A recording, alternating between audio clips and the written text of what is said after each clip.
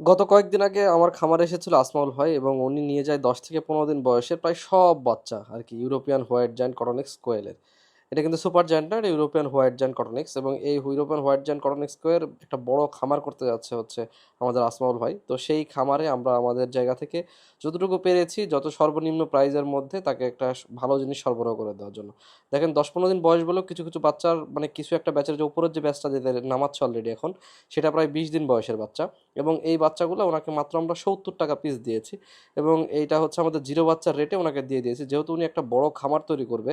এবং সেই খামারে অলরেডি উনি মানে ওনার আগে আমাদের কাছ থেকে যে ডিম নিয়ে গিয়েছিল এবং ডিম থেকে যে বাচ্চাগুলো পেয়েছে, সেই বাচ্চাগুলো থেকে যে প্রোডাকশন পাচ্ছে সেখান থেকে অলরেডি পুরুষ পাখি সে মাংসের দোকানে কেজি দামে বেচা শুরু করে দিয়েছে। এবং সেই জায়গাতে উনি আমাকে বললো যে ভাই, আমি আরেকটু বড় করে শুরু করতে যাচ্ছি, তো আমাকে একটু সহযোগিতা করুন। আমি বললাম, ভাই আমার কাছে হচ্ছে কিছু পরিমাণ বাচ্চা আছে যেগুলা হয়তোবা 300-400 পিসের মতো হবে।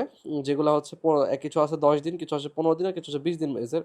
তো এই মিলাই আর কি আপনাকে দিতে পারবো। আপনার যেটা যেটা পছন্দ হয় সেটা সেটা আপনি বেছে বেছে বাচ্চা নিতে পারেন।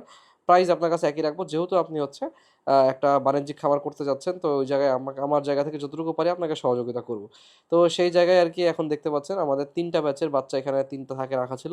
3 থাক থেকে উনি মোটামুটি প্রায় সব বাচ্চাই নিয়ে যায়, অল্প কিছু বাচ্চার আর কি লাস্টে থেকে যায়। এবং আমি ওনাকে বলেছিলাম, ভাই আপনি যদি পারেন এখান থেকে মেল ফিমেল আপনার এর আগে তো কোয়েল করার অভিজ্ঞতা আছে, আমার আসলে অভিজ্ঞতা কম।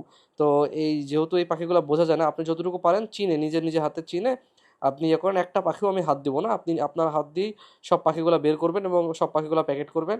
আমার এখানে হাত দেওয়ার প্রয়োজন নেই, কারণ যদি দেখা যাচ্ছে আমি দিলাম আর আপনার কাছে মেল বেশি হয়ে গেল, তখন আপনি আমাকে বলবেন যে ভাই মেল বেশি হয়ে গেলো, এই দায়ভার আমি নিতে পারতেছি না। আমি যতটুকু পারবো আপনাকে মানে আপনার যতটুকু যেটা যেটা ভালো হয় সেটা সেটা আপনি নিয়ে নিন। আর ভাই এসেছিল মোটরসাইকেল নিয়ে মূলত নিয়ে যাওয়ার জন্য, কিন্তু মোটরসাইকেলে এতগুলো পাখি হচ্ছিল না।